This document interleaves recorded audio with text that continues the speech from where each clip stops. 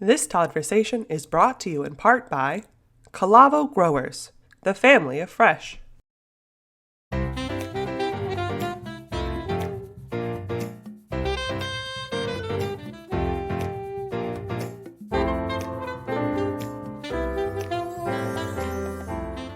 Hey, hi, ho, everybody. Welcome. How's everybody doing? Stoked for today's show. Pumped up as I am. My friend is here. Your friend is here. Our friend is here. I'm as fired up today. Literally, I'm fired up today, Chris, like a honey badger just on a warpath right now. That's what I feel like today. Yeah, I'm feeling it. Everybody, give it up for the one, the only, the VP of Produce, Floral, Goodwill, bringing love to the world at the Fresh Market. Please give it up for my friend, Chris Romano. Welcome, brother. So great to be here on the Todd-versations. I'm glad you're here. Legend, Todd Linsky. Thank you so much. That's so sweet of you. Been working with you forever. Been a brother of mine from another mother forever. And glad to be on your show. I'm glad to have you, man. You know, it's trying to coordinate schedules and make things go. Yeah. You know, sometimes I've done these, at 4:30 in the morning on the West Coast time just to try to be accommodating. And then other times we get to do them at the end of the afternoon. And we get to have a beer. So cheers to you, my brother. Yeah, well, I'm good to go here. It's 5 o'clock somewhere, brother. I read that. Read that song lyric. It just applies to life. So let's go, man. I got a bunch of questions. I want to talk about what's going on with Fresh Market. I want to talk about what you've done and let people get to know you a little bit because your trajectory is really cool to talk about. So I'm not going to read your bio because it's got too many big words and I can't read that well. So I'm just going to flip it back over to you. And just tell everybody a little bit about your journey and your bio a little bit, and then we'll dive into what we want to talk about. Well, I'd love to do that. So I've definitely had, again, to kind of age myself. My first year in this business was actually the year of Alar. Everybody remembers the Alar scare. I was in just before Alar. Yep. So that was. It sounds like we're in the frickin' military. Well, I was in serving my country during that campaign. So that was a thing. So I was working at a place called Living Foods Market in Berkeley, California. Actually, my boss at that time was Walter Robb, who was the general manager. Later become co-CEO of Whole Foods. Yeah. And again, Alar scare hit. I was actually on the front end at the time. I was a cashier, kind of just got into the business. I still remember someone walking in and saying, "Hey, I just threw out all my conventional produce. So I only want to buy organic. Tell me what to buy." So that was my entrance into the natural food business, was that year. Yeah. During that time at Living Foods, there's a guy named Tom Byer, who was the produce manager. He said, "Why do you want to play with the money over at the cash register? Why don't you come play with fruit and vegetables?" So within 3 months, I was over doing produce and met two absolute icons in this business. One was Earl Herrick, legend. And he was actually the produce supervisor. He ran the 3 stores, like the coordinator, the vice president of the Living Foods. And he was my first trainer. He trained me how to crisp vegetables. That was my first job. 3 hours in the back room, just crisping. He came to teach me.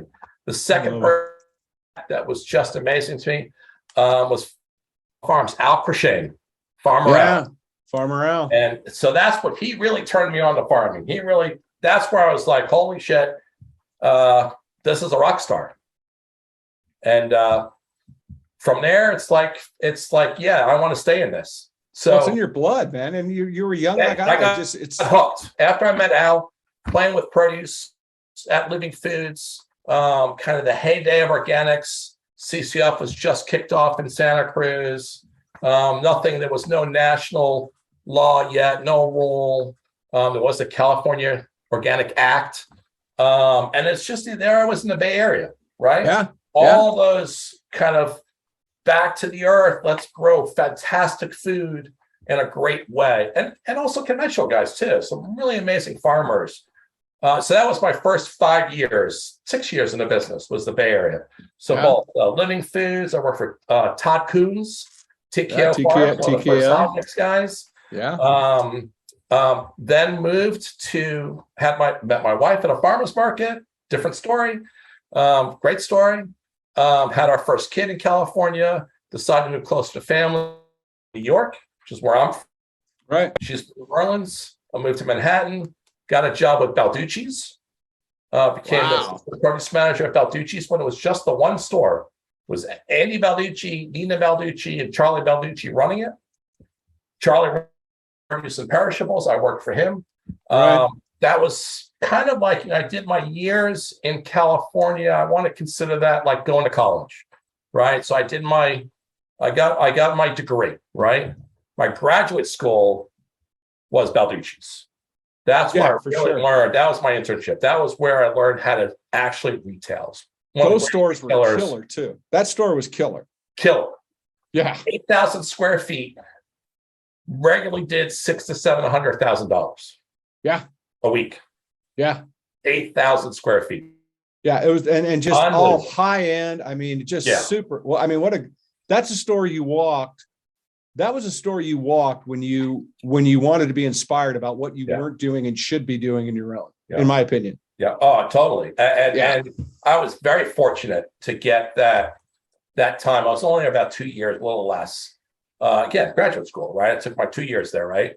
Wore the white coat, the doctor's coat. Balducci is very proud to stand on the street corner, right? Hanging out, waiting for the load. Everything came in on the street. There was no back dock. They landed a pallet on the street. You broke it on the street, on the U-boats, and brought it in the store. We got 3 deliveries a day to manage that volume.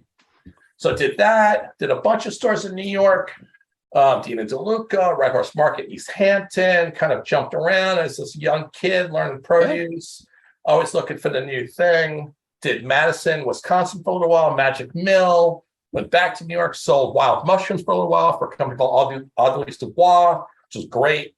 That was a grind. I mean, it was commission. But I was selling all the best restaurants, right? And, the best mushrooms. While there, ended up at a place called Uptown Whole Foods, unrelated to Whole Foods Market. It's all natural food store. They had 2 of them, one uptown, one in Soho. That was a rough store. Rough owners, true New Yorkers. I'm a New Yorker. Wasn't very happy. And that's where I called Edmund Lamacchia, the famed legend. Right? And said, Edmund, I knew him.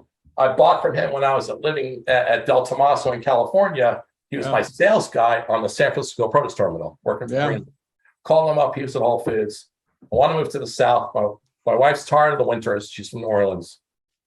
Let's go south. So I called him up, Atlanta, Austin. He said, yep, here's the produce manager or produce coordinator in Austin. They're looking for someone in San Antonio, produce manager. Rest of Whole Foods. Took that job, 20 years at Whole Foods, just on 18 plus. Produce manager, all the way up to worked my way up to one of the global coordinators. Procurement and retail, which is where I spent a lot of time with you. For sure. Procurement job. Oh, I love it. Then did that 20, thought, do I do another decade with Whole Foods or do something different? So I decided to do something different. I went off to a place called Cece's Veggie Co. Just spiralized noodles. Became their CEO, did this tremendous growth. First week I got there, we were doing about 700 cases that week, spiralized noodles. 2.5 years later, 25,000 cases. It took it to this big space, grew their business, built a warehouse, built a processing plant, which was pretty amazing. I tell you, my hat's off to all you folks that process fresh fruits and vegetables. That is, a task in itself. But processing, tough job. That's a very tough job. And then took 6 months off because it kicked my butt. Drove around the country for an Airstream. And then had this great opportunity. Actually, a headhunter called me and said, I think we have a spot for you. I see you're not working. Love your profile. I have this thing in North Carolina. It's a state we actually wanted to end up in, want to retire here. And it's a little place called the Fresh Market. And I thought, I love the format. Small stores, concentrate on fresh. Definitely they were in their throes. They had some work to do. I actually remember calling you saying, Todd, should I do this? And you gave me some great advice, by the way. And took the job and just never looked back. It's just been fantastic. So I've been here now almost 3 years, December 3 years, and just doing it great, just loving it. And being the VP. There I am. That's me. That's it in The a last nutshell. 20 years. Yeah, 30, but what a great 35 years. Thanks for joining the Todd-versation. And now, a word from our sponsor. Hello, this is Jesse from Superior Fresh. Check us out at www.superiorfresh.com to learn more about how we raise our Atlantic salmon without the use of hormones, antibiotics, or pesticides. Our Heart Check certified salmon boast 2 times the omega-3s of other salmon and are fed an organic and non-GMO diet. Our fish thrive in water naturally filtered by our USDA certified organic greens, which allows us to recycle 99.9% of our water. This is salmon as it should be. Order Superior Fresh salmon direct to your home by shopping with us online. And listeners of this episode can use the discount code TLC15 to receive 15% off your order. We make it easy to get the best salmon in your homes and on your plates. We've got you covered. Superior salmon equals superior taste. Shop now and use code TLC15 for 15% off through the end of the month.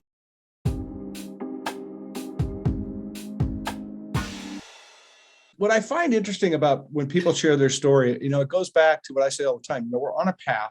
We don't know where that path is taking us. We have choices along that path, and we don't know what that choice is going to be like when we make it down that path. And you've gone through all these experiences to put you in the position that you are now to be at the fresh market. And I couldn't think of knowing what I knew about the store, I couldn't think of a better person to come in with the vision and the background that you have. Again, your path leading you to a place. Because I think about, you 20 plus years ago, 30 or whatever it is in New York, going, those life lessons are going to drive you forward in the fresh market concept because you have that, really great first rung of the ladder, that stabilization, enable you to embrace it. So how many stores does Fresh Market have now, and how many states? Just in April opened our number 160. So 160 stores in 22 states. Wow. So we're definitely spread out. We're as north Chicago, right? South as, I guess, Charleston, Savannah, as west as Tulsa, Oklahoma, and as east as Boston. Yeah. I guess farther south, our most southern store in Florida is Coconut Grove. So we've got, that's a lot of freaking flyer of the southeast and the northeast and all that. Yeah, no, you guys one of the challenges. No, it totally is one of the challenges. But I think your stores have been so well received, and I think the concept is so, for those that have been in, and those that you haven't, if you're in a place and you get a chance to walk through one of the stores, they're really worth seeing because stores, stores can be an experience, or stores can be a store, right? And you guys are kind of an experience. It's a place that I see people inside your stores that just seem to be meandering through them. You don't really meander in certain retailers, right? You kind of go in, here's my 5 things on the list, boom, I'm out. Your stores are a little bit different. Yeah, I would say, this is where you talked about New York. It really is. And this is what I love about the format. Very much like Mariano's back in the day, right? Giuseppe's, right? Yeah. Balducci's, right? These stores that are just true specialty stores that focus on fresh, right? Have really cool center store stuff. You can still buy everything you need. We got toilet paper, right? We've got, low fat milk, right? But we also have, the most amazing cheese, the most amazing produce, one of the best meat counters out there. And you really do experience food. And that was really the basis for this company, right? So, when Ray Berry started, he wanted basically a European market and the first store was here in Greensboro, North Carolina. He wanted that experience that you walk into, like you walk in France or Italy, these great little grocery stores that constantly put it in Greensboro. And they've really kept that path. They really haven't changed much. There's some ups and downs to those. We've had a bunch of different folks that have run it. We're definitely back to our roots. These last 3 years, we have a new CEO, Jason Potter.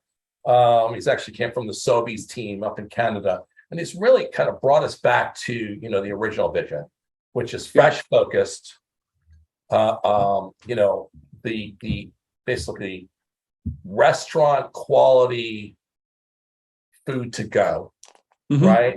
And the special occasion, right? That's what we're about. So those 3 things we are at. And of course the gourmands in the world, right? Folks that really want to, and we're in places that you just can't find the stuff normally, right? Exactly. And you make a really good point about Europe because, you go to Europe, it's not necessarily a grocery store, it's a cheese shop. and Yeah. then it's the butcher, and then it's this special, right? And that's kind of the way your stores are. They're like these little specialized departments. And and you guys are like, you're doing 1.9 bill in revenue last year, which is that's not chump change. That's probably in like Elon's ashtray of a Tesla, but not in mine. Yeah, it's a few hours for him. Yes, it's half a day. But but in that model of that scale and size, and I think to touch on it a little bit, how important is produce and fresh to the grocery store when you see a number like that? Because produce is such a big driver of people's experience in a lot of ways. So thanks for the nice softball, right? Because the reality is, it's in the name, right? Mm-hmm. You can see it on the screen. So fresh obviously is a huge part.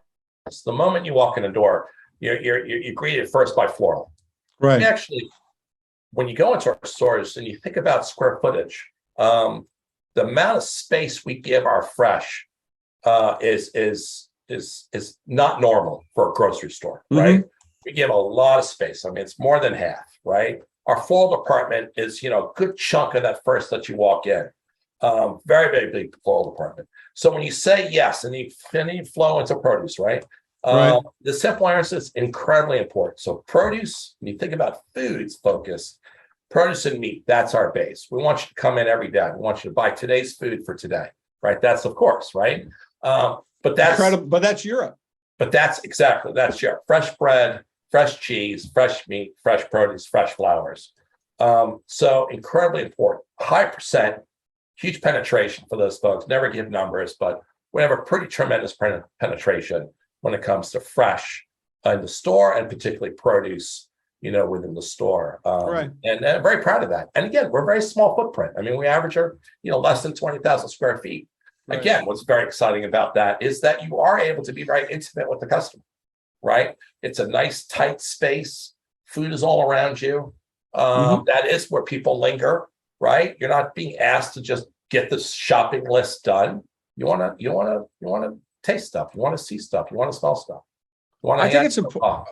I think it's important. I think in today's generation, when we look at how fast everybody's moving and all these different things, and we talk about how important food is, that it's a drug, right? It can help. It can hurt you. It can help you in a lot of ways. And I think the past 2.5 years has taught us how important food is, right? And being healthier is.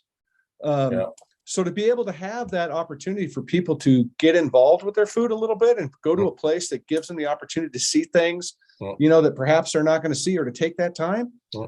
I think that's a huge plus, man. I think we need to be doing more investment of time into what is that?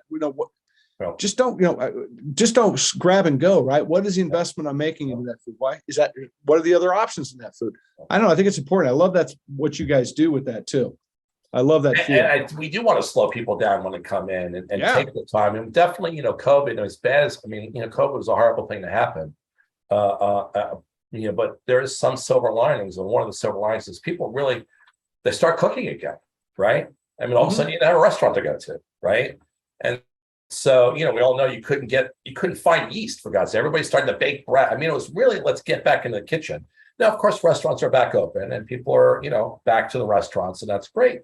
But we've got some stickiness from that, right? And so folks have said, "Oh, I'm still going to cook," and we've converted some folks back to, what's fresh today? What do I want to cook today? What do I want to cook tomorrow? And we get those questions. We have that experience again. I wish I was in the stores more, but every time in the store, of course, Fresh Market's great at service, right? We do say hello to everybody. We say, "What's for dinner tonight?" We name, I'm Chris, how can I help you? And so you get the conversation going and you're like, "What's for dinner?" Like, "My name's Chris, how you doing?" And they're like, "Oh yeah, I'm thinking, maybe I'm going to do sauteed greens. What should I do?" And so you get, and people are really thinking about food again, in a bigger way. And that's great. Just love it. Well, let's touch on this. Let's stay on the train a little bit. The past 2.5 years have been a very unique experience, especially for the retail sector. Not only retail, but people, our country, the planet, all of it. What do you think the biggest retail surprise is to you through the pandemic? Well, surprise. You're saying a surprise. So, or shock, or certainly when you think about the folks that are in this business, right? It was such a tough time. It's an exciting time again. All that, $2 trillion worth of food purchase went all to basically grocery. Basically it's half restaurant, half grocery. So we had all that growth. That was very exciting. A lot of challenges with that, just keeping up, right? Then you have the fallout from that, right? So one of the things is, and this is what we were in the throes of kind of just trying to keep up.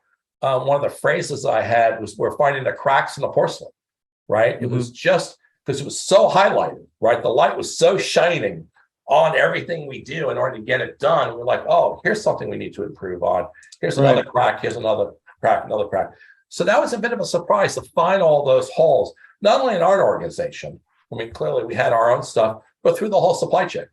Taking a lot of stuff for granted over the years, how things just get from one point A to point B. Like, wow, we really have to start communicating about making sure we have enough around, but not too much to keep it fresh. We had to really start having, way more. And this is already a conversational business, right? It's based on very, especially fresh. It's the turns are 150 a year, but even more so, we realize we really have these conversations need to be robust and often. And we had the challenge of not meeting each other anymore, all through Zoom, right? Like we're doing now, right? And I think that was the big one for me on the surprise was like, we got some more work to do in order to provide the best possible food, and keep it going. So that was a big. The other one was just, again, through COVID, of learning to work with people remotely. That was a hell of a thing. Yeah. Lost a few people, in that I'd hire them during COVID, never actually even met them in person, right? And then, they were like, 6 months, I'm not sure if this is what I want to do. And that might not happen had we been in the same building. Probably not. That was a whole new learning. I think the whole world was a whole new learning on that. So that was another big surprise that I wasn't really prepared for. This kind of, I don't think remote. Whole Foods. Yeah, I don't think anybody. Most of us, a lot of us were remote, right? But we still got together enough. So that was a big surprise. Yeah, I don't disagree with that at all. I think it was learning how to do your job over. Yeah. Like with blindfolds on in some ways, like, you know what I mean? It's just like, okay, how are we doing this? I'm bumbling here. Well, let's ramp up that thought process a little bit and thinking back on your path and trajectory, because you've got such a great swath of knowledge. What do you think the biggest change that you've seen in retail in your career? That's a big question. Yeah, it's a big one. I think one of the biggest changes for grocery retailers is trying to figure out how to do that ready to cook meal. I mean, flat out, right? Yeah. That's like, how do we do it? We've all dabbled in it for years, right? What's the bag of goodies that you can just have all the ingredients, right? And you have, of course, all those folks that deliver to your door as well. But that's ramped up in the last 6 months. Well, really the last year, right? How to do it. And then, of course, I'm biased.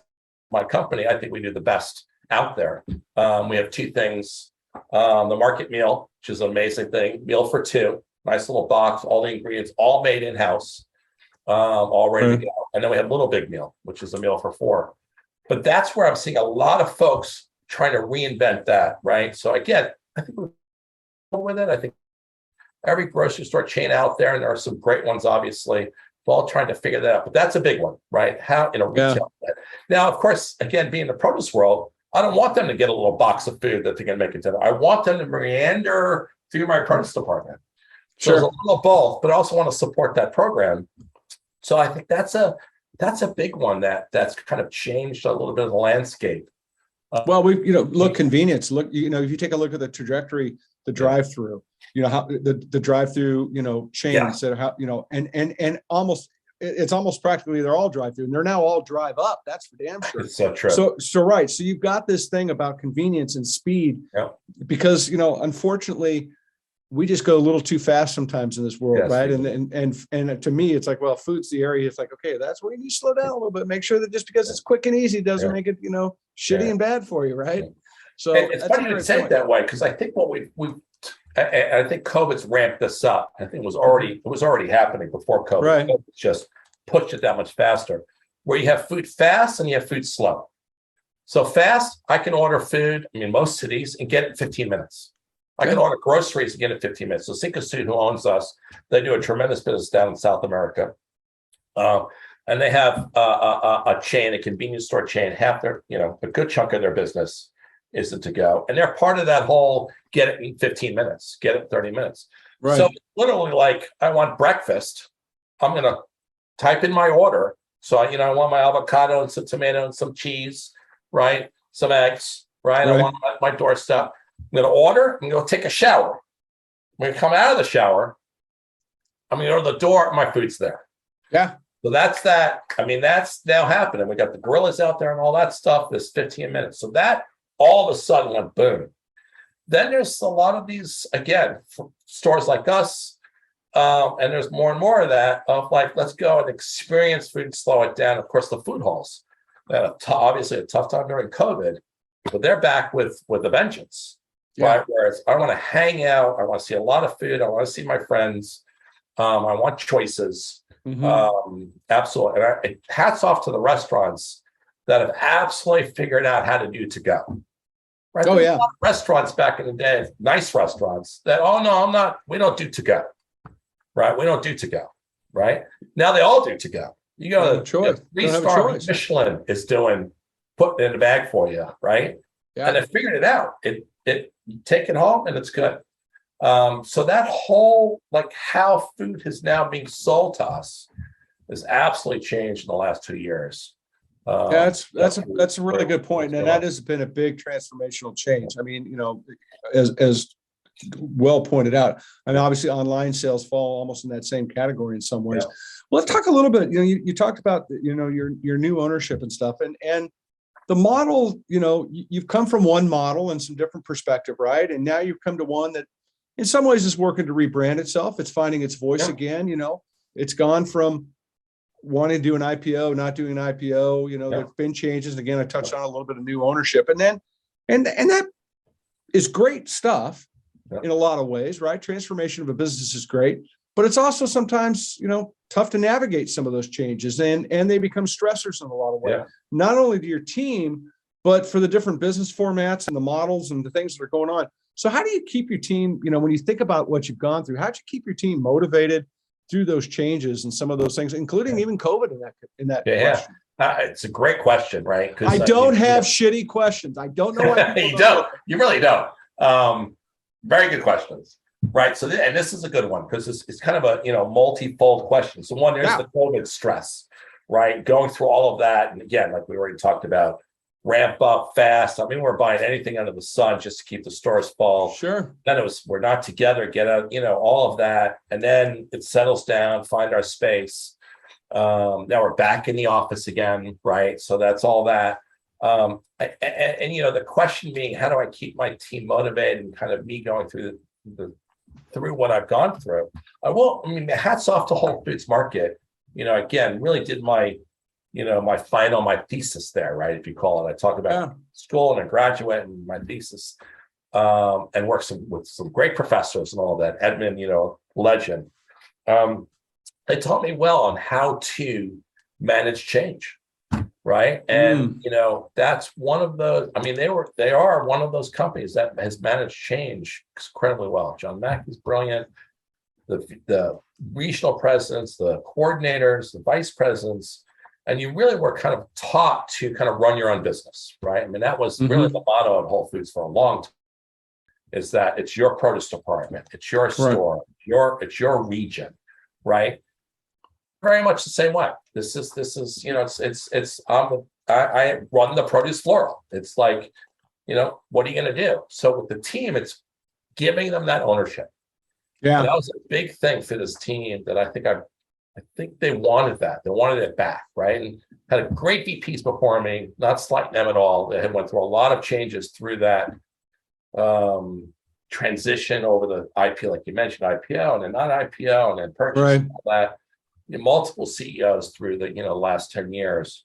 So when you kind of in the weeds, just trying to get the right product into the stores, the thing that I felt I brought to the team is, and I am a bit of a micromanager. I can get in the weeds. I'm like, exactly what avocado are you buying? What's the pressure of that avocado? When are you getting it delivered? Like, I'll go there, right? I'm a buyer. I was born and raised a buyer, right? But for the most part, this is where we need to go. You drive. right? And that I think has brought them to a place that we have a great department because of that. Well, you got a great products, team. You got a great team. buyers, and we have a great lineup. I know we have a great reputation with the suppliers. Honest conversations. I've taught from day one. Really, my mother taught me to be transparent and fair. Right. This is what I'm thinking. You got to win, and I got to win. You might have to give something up. I might have to give something up, and that's how I work with my team too. Right. You might have to give something up. I might have to give something up, but it's for the greater good. And the greater good is us. Yeah. All of us. Yeah. So still stressful. Like I said, it's been a long week, right? Sometimes I have to kind of slow it down a little bit. Like, we're going to talk about green bananas again, right? Anybody that's in the produce business, like, how do we have a stage 4 on the shelf every day, 365 days a year? That's a tough thing to do. It's a real tough thing that people don't realize. I tell you, get a green banana in the store, I'm getting a call from somebody. Why do I have green bananas? Right. But that's where it's like, okay, well, let's figure out the root cause. Why did it happen? Right. And let's fix the percentage. For sure. And you make a really good point. Team and giving us some latitude and then holding them accountable and celebrating their successes. Got to celebrate, man. Yeah, 100%. And I love what you said. I love what you said. It's better to be transparent than transactional, right? And I think that you've got to be that way in a business that is just like this nonstop. That a business that, you just don't, it's not frozen product, right? It's not shelf stable. It's none of those things. And it's such a business that requires that investment in the relationship and the clear understanding of who you are, your struggles, what the struggle is of that avocado or banana person. Because if you don't both embrace each other as one, and here's my issue, you're never going to get to the bottom. Yeah. I believe that's what I try to always do, because I think that's the way to go. If I don't understand what your pain points are, why would you give a shit about mine? Yeah.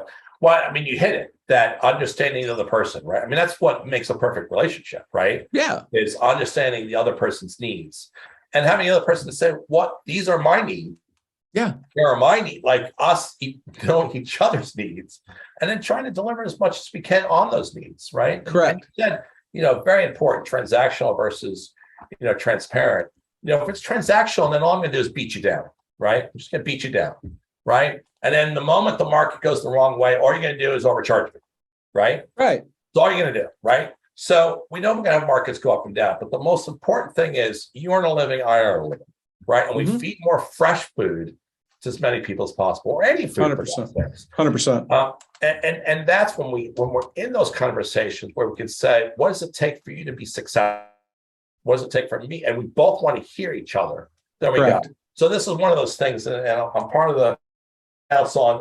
I have PA, right, the retail council. And one of the exercises we did is write a letter to your supplier. If you wrote a letter to your supplier, what would you say? And so we all sat in a room and kind of talked about writing a letter to our supplier. And one of the things that we kind of and there's a bunch of stuff that came out of that, but one of the things is knowing each other's business, right? But one of the things I don't accept when I have a supplier say, well, this is here it is. And they give me the whole PowerPoint and I'm like, sometimes I'll go through that. I'm like, have you been to my store? None of this affects me. Right, exactly. And then with a sales guy, the sales part, it's a classical salesman. Know whether I play golf, know where my store locations are, know me. And then you're like, then they're like, here's my program for you. And you're like, holy shit, that fits me perfect. Right. And then I want to know the same thing about you. Again, it goes back to this, or your startup business. You've done this before, all of that. Let me hear your story. And then we can get some stuff done.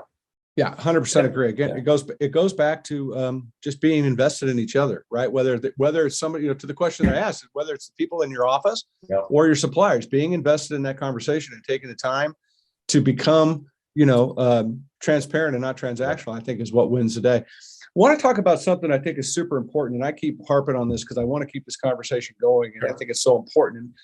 And I'll frame up where I'm heading on this. One of the things that I think that we learned in the pandemic, when people were at home eating more, cooking more, we saw an increase in consumption.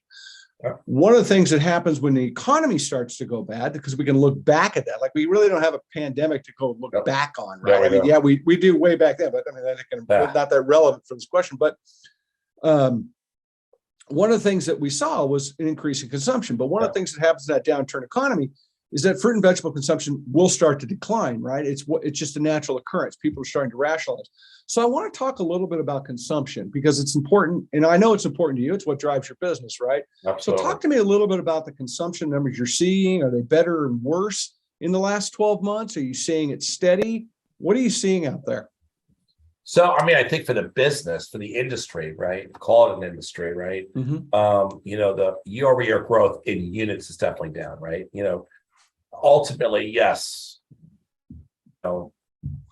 costs, right? And people slow down, right? And they make some choices. And, fresh fruits and vegetables cost a little bit more, right? So they start slowing it down. Of course, year-over-year growth is always hard to say, to look at now, because we've never been through what we went through. Stack, a 2-year stack, a 3-year stack, a 4-year stack.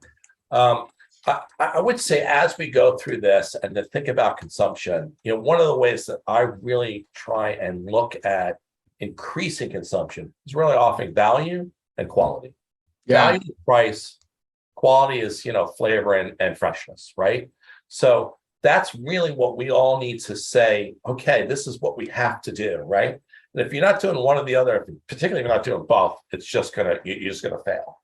Flat out, you're gonna fail. And then keep it exciting, right? So, produce, for so many years, you go to grocery, grocery ads, I don't know, like 1,000 new items every year, right? It's probably more than that, right? Different numbers come out. It's SKUs that they come up with. But it's all still coming from food. It's still grains, nuts, and fruit and vegetables. Right. It's just a different we start with. Right? Yeah, it's almost but different. It's like what's new for us. So, very important is to mix it up and think about new things within your space. So I have a new thing for us coming, the fresh market, new being new to us, right? So this week we've introduced dry farm tomatoes, right? So plenty out in California, right? And they kind of get outside of California once in a while. Fantastic product, right? Really one of the best tomatoes of the season, right? Yeah, for sure. So, and I've just used that as an example for folks about what am I not offering right now, right? What could I offer? Keep it exciting. Keep that. Oh, look at that, right? When they say, oh, look at that, they think, well, what else should I look at? Just kind of opens them up, and then we can get consumption back. Because it is a thing, right? Consumption, is down. Now, again, you only have one stomach, right? I have a pretty big stomach, but it's only one, right? So it's like, who's going to get a piece of that stomach, right? So folks really got to keep it interesting. Well, there's no doubt about it. And, I find really interesting. I've listened, talked to a lot of folks that say, we've had this incredible rise because people at home over the last 2.5 years, numbers through the roof, crazy comps, the whole 9 yards. Yeah. And then, the pandemic winds down and then people upstairs like, well, you got to do it again. It's like, okay, it's not the same, the world's not the same place. So I get into this thing about consumption because I think it twofold. One of which we need to keep talking about it, right?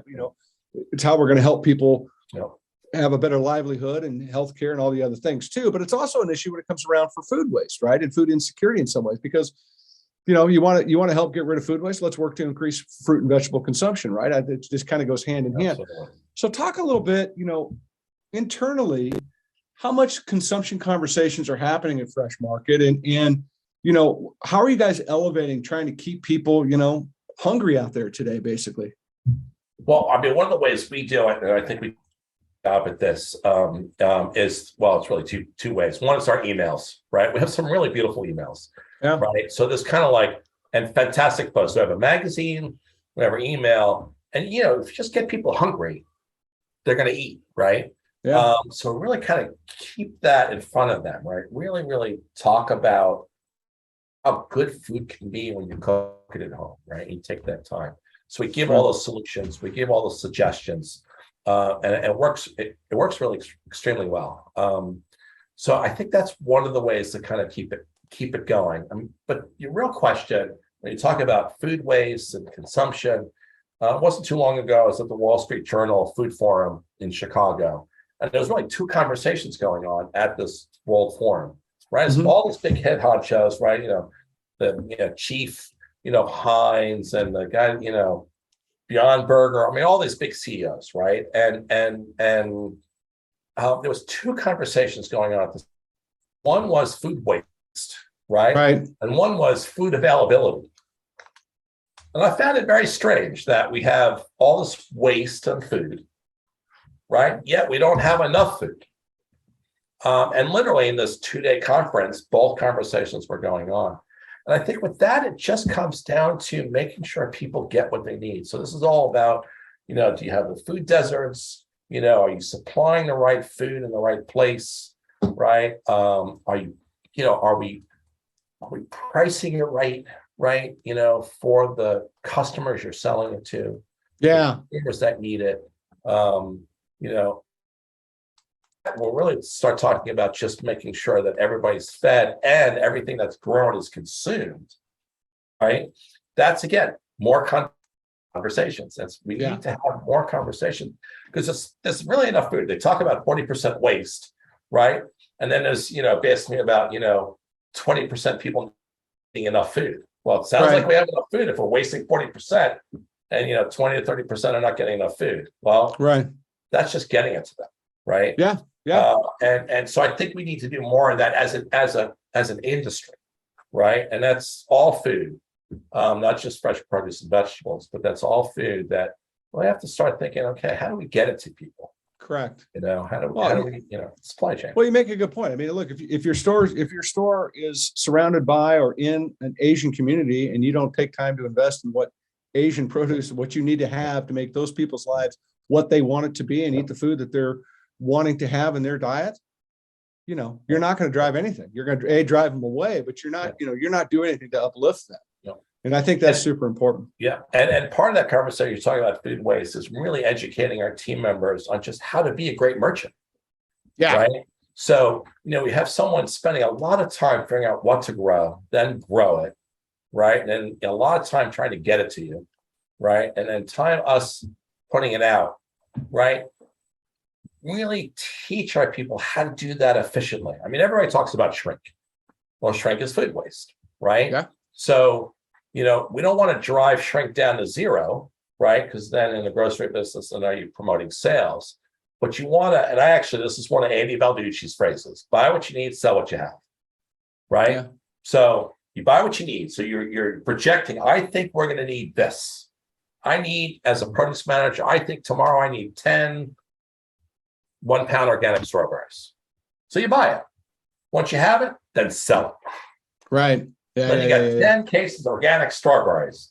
Sell that fruit. Right. Sell it, sell it by the 1 pound, sell it your value added, sell it to the deli, they put it in a salad, do some samples, consume it, right? Get it consumed. The other thing that Andy would often say, it's funny, I'm going to quote Andy twice on this, is let him eat. That was a phrase he would walk around and say, like you'd have a pear that's ripe. You'd look at that pear and say, let him eat that.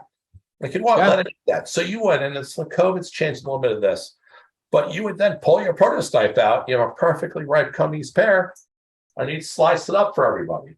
Well, that's non-food waste. You did not waste that food. Well, and you also now had experience and maybe a new customer. Yeah, and maybe it's a new customer. And it's definitely. Yeah, no, I agree. More than not, it's a new customer. Well, again, it goes into what we're talking about. It's like, you've got to put some effort back in to keep people engaged. And as the economy changes, right, it just goes, in my opinion, your point about, slicing up that pear is even more important now than it ever was. And I think too, we have a tendency in a lot of ways in food brands to put so much energy into, Bob's pasta sauce, right? Yeah. Or Bob's blueberry or Bob's strawberry, whatever the case may be, which is great, right? It's great for that ego. It's great for the brand. You're trying to build a brand. I get it. But in the same token, we're in a place in this world today that the attributes of that pasta sauce or the positivity of that blueberry, that strawberry is really what Bob should be talking about first and foremost. And then more, I think in some ways, worried about his brand on the backside, because we've got to get people engaged to continue eating fruit. And I say that because, in thinking about berries, only 14% of the cereal that's consumed in this country has fruit on top. Sad. Think about that. But what an easy opportunity to put positivity into your diet and start your day. There's no, even whether it's even frozen blueberries that you're buying. Yeah. Throw a handful, whatever it takes, thaw them out, throw them on for the kid, whatever. Yeah. But to find those opportunities. I want to kind of stay on this track if we No, can. but that's an interesting number. I didn't know that. Yeah. 14%. Yeah. 14%. Yeah. I want to kind of stay on this track about the economy for a little bit, because we Sure. can't, I've got you here and you're at the front line dealing with this in a lot of ways. So talk to me a little bit about where retail is in this economy, and maybe give me a little, crystal ball moment of where you think we're heading, because I don't see the economy flipping tomorrow. Yeah. I think I think this is going to be a thing for a while, right? Maybe another year, maybe two, maybe less. I don't know, but it doesn't feel like it's going to flip, tomorrow. So talk to me a little about where you think this is all heading. I think you hit it. This is not transitory, right? So, last year there was a little, inflation's kind of hit, maybe it'll last a couple months and then it'll go away. Right. Recession. And it basically didn't go away, right? Costs keep going up. And people need to make more money, right? So those things keep happening, right? And so I don't think it's transitory. I think it's here, right? And I think that's not changing, right? We've done the up and then a little down and up. It's not doing this. It's not going back to something that we had 3 years ago. No. I'm not an economist. I had this conversation with a supplier when we're talking about raising costs, right? I was like, I'm not an economist, but I guarantee you, your boss has a lot of economists looking at this stuff. Yeah. And I don't see costs going down, right? We've definitely reset. I think COVID has given that opportunity, a lot of folks to reset the cost to do business. Yeah. And so that is what it is. And so now we have to reset as a retailer, right? What it means to our customers, right? And everybody's going to take a different stance on that. Some's going to take convenience. Some's going to take experience. Some's going to take quality, right? Some's going to take low price. Everybody's going to find their space, what works for them. But again, and this is something Walter would teach me all the time, Walter Robb, is listen to the customer, right? What is your customer telling you, right? Yeah. And you supply that for them, and then you'll be successful. And again, I'm not an economist. I know that, I watch the CPA and the indexes and all that. And, it's where we are in a new world, and that world not going back. Right. And again, we were just talking about new stores on the call, right? So we're opening a couple, and you open a store, it costs a lot of money to open. Yeah. And so, really about, and again, this is the whole, the porcelain, right? Seeing the crocks in the porcelain. It's like, oh yeah, we got to clean our act up. We got to be a little sharper, right? We got to sharpen that pencil. We got to think a little harder, right? Yeah. The US especially, we need to think a little harder. We need to be stronger at what we should do. We are a huge consumer, right? And we should be super smart about that. And if we're super smart, we'll be okay. If we're not so smart, evolution will take care of it. Well, you're 100% right. Look, food is a security issue, right? Yes. Being food insecure is is security issue. I mean, bottom line, you take a look at what's going around the globe. There's a lot of things that are in this country that we do not make any longer in this country, and we're relying upon other things, and that's dangerous, I think. And I think we have to look at the world in which it is today and say, where are we with our food? Can we survive? Could we survive? And keep ourselves afloat right now. We got 9.8 billion people going to be on this planet by 2050. Yeah. The conversation around food and how food is going to be affected by this current economy is something I think we need to take a deep dive on, because I think by the time we get around to getting the people around the table having a pizza and a 6-pack of beer to talk about it, I think we're going to be a little too far behind the 8 ball. So I look, and I look at the trade groups and this and that, encouraging them to continue these conversations about what does this need to look like? How do we become more food secure? How do we figure out ways to make sure that, we are taking care of ourselves, to your point? I just think this economy is going to be a real challenge in a lot of ways to come, and we need to be proactive about how we're going to deal with it. Thanks for joining the Todd-versation. And now, a word from our sponsor. Hello, this is Jesse from Superior Fresh. Check us out at www.superiorfresh.com to learn more about how we raise our Atlantic salmon without the use of hormones, antibiotics, or pesticides. Our Heart Check certified salmon boast 2 times the omega-3s of other salmon and are fed an organic and non-GMO diet. Our fish thrive in water naturally filtered by our USDA certified organic greens, which allows us to recycle 99.9% of our water. This is salmon as it should be. Order Superior Fresh salmon direct to your home by shopping with us online. And listeners of this episode can use the discount code TLC15 to receive 15% off your order. We make it easy to get the best salmon in your homes and on your plates. We've got you covered. Superior salmon equals superior taste. Shop now and use code TLC15 for 15% off through the end of the month.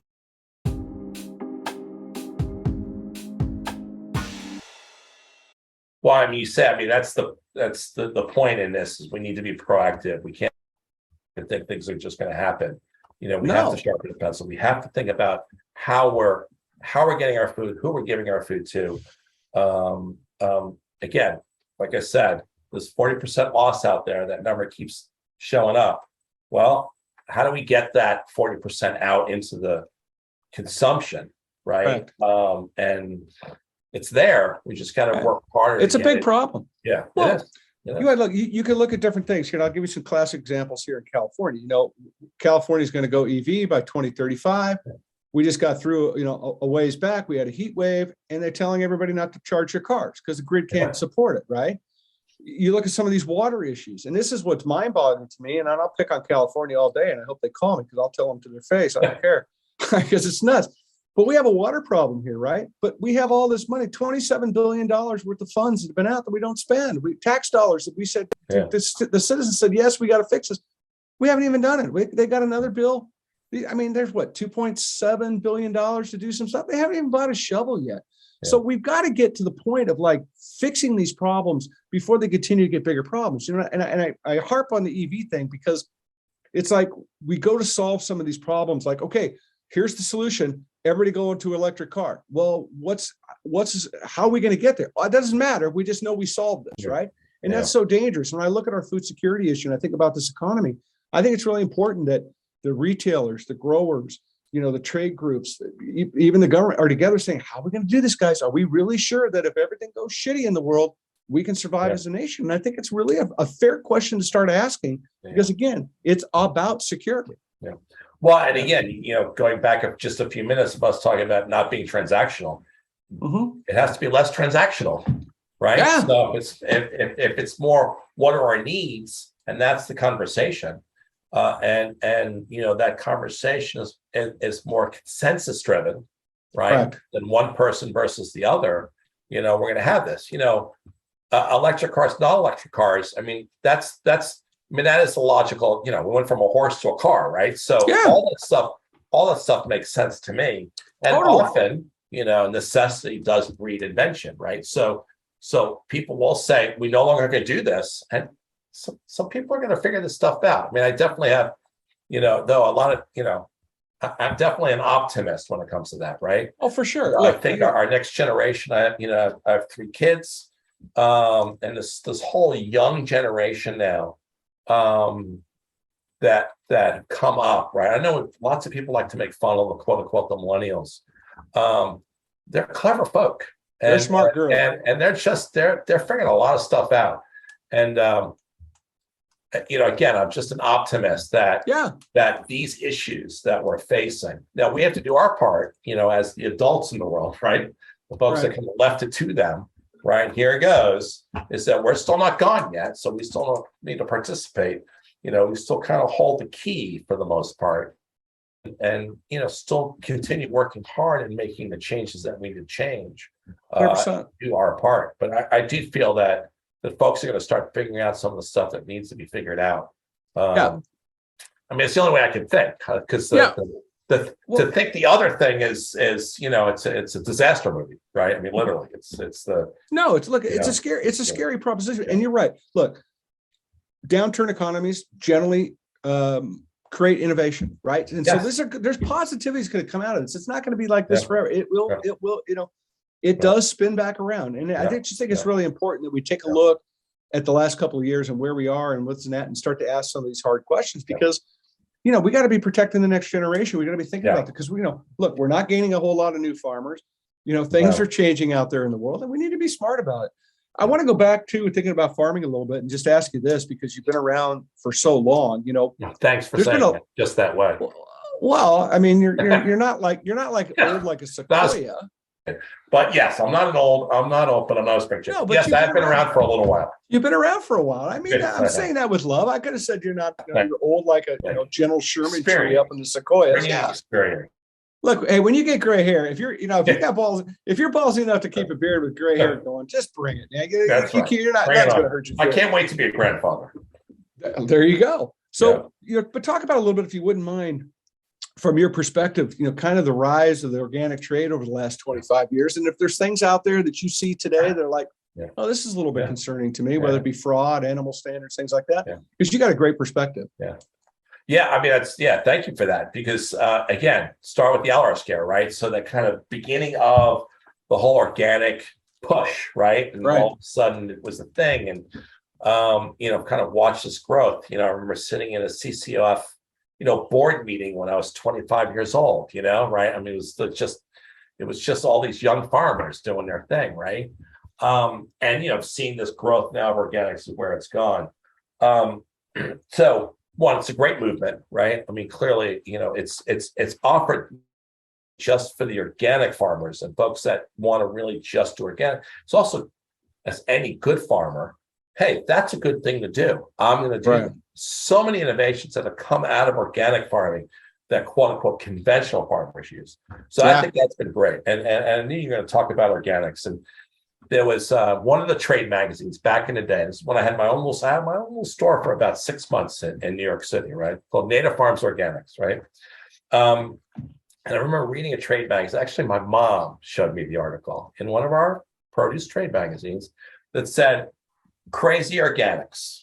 That was the title of the article. Story, right? Those crazy organic people, right? Now, fast forward 10 years, in that same publication, there's an organic section, right? Yeah. It's coming, right? It's legit, right? And it's truly legit, which is great. Again, it's definitely changed the way that we farm. Animal compassion. It's changed the way farmers raise the proteins that we eat. And that's always good. And of course, and I'm very proud to be a part of that. Right. Oh, 100%. And to promote it. And I know you were a huge part of that. I mean, again, talking to Todd, right? I mean, it's like, for God's sakes, organic fetch. I will say kind of the next thing, and we just had this conversation not too long ago. It's the whole regenerative now, right? So there's the next, right? Call it buzzword. Organic was a buzzword at one time. Literally it was a buzzword. It wasn't even a word at one time.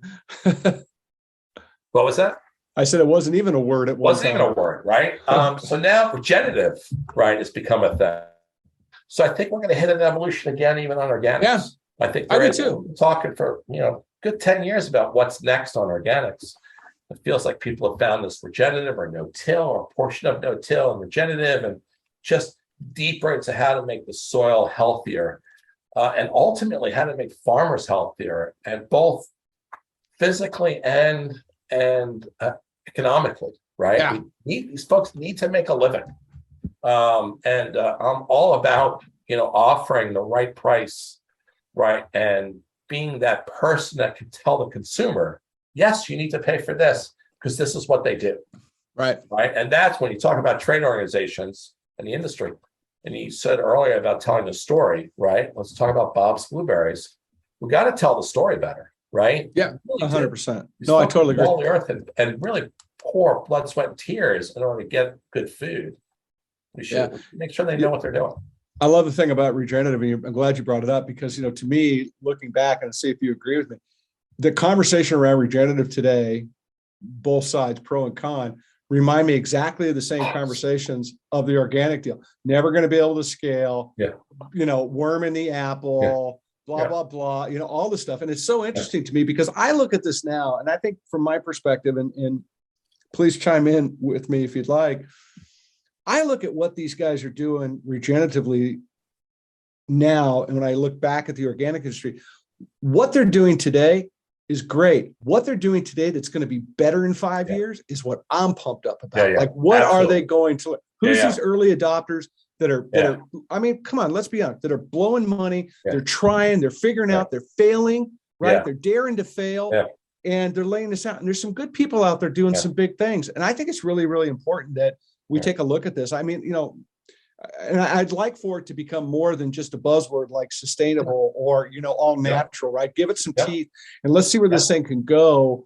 Not be divisive about it, right? But how do we get there? How do we find the benefits that can translate to your point? There's organic methodology today that conventional growers are using. How do we do that? How do we do that? I think it's super cool. Great. Well, I mean, I love that you said, because I was in one of the meetings not too long ago. They were at a trade show, right? And I mean, literally the folks on the stage, I'm like, oh man, this is deja vu all over again.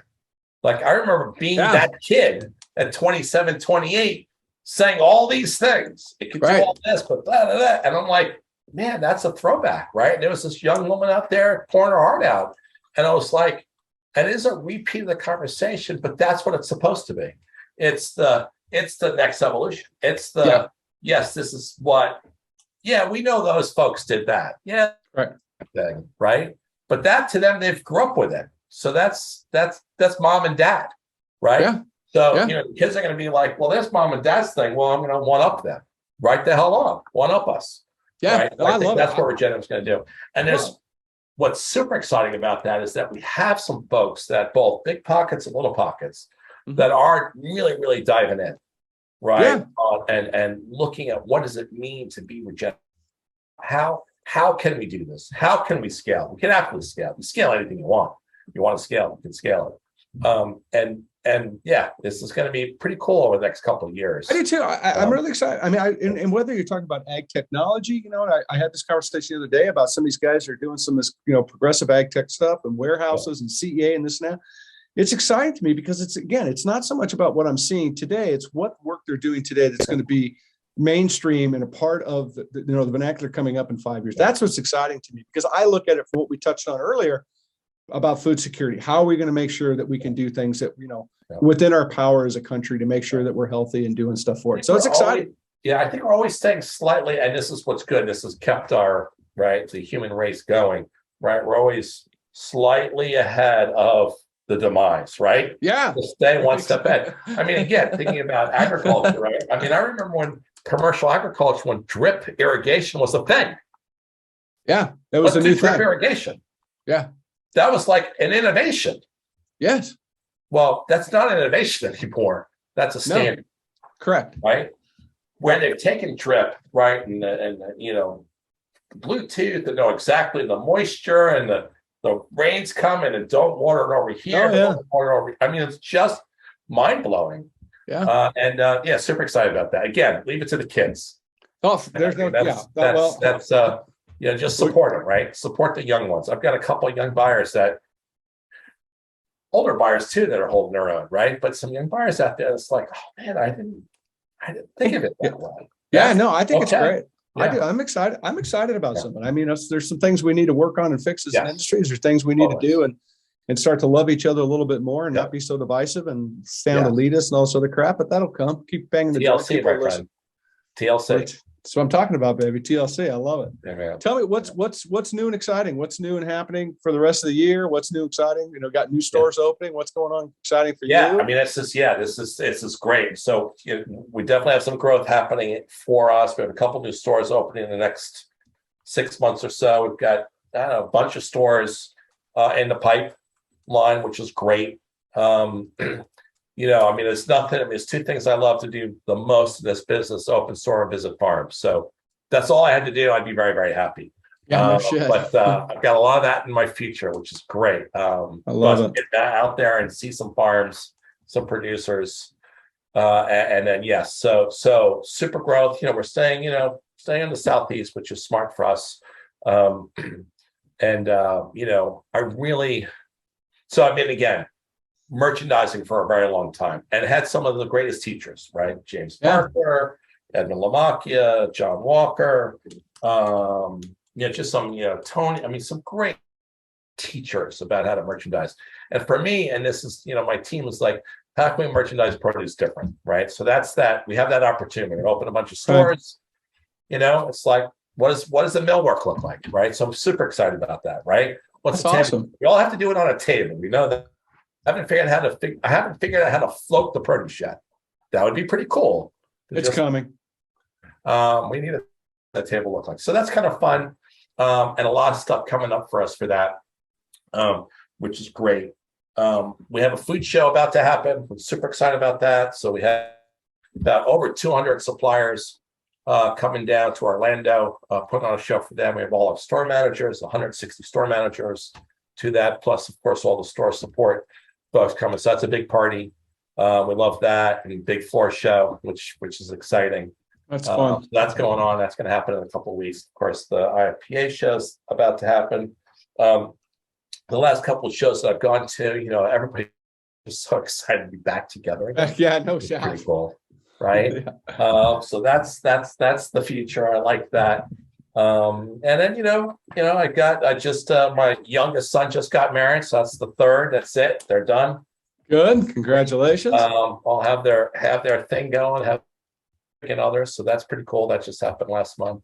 So that's always great when the family is healthy and in love, right? Can't ask for anything more than that. So, I love it.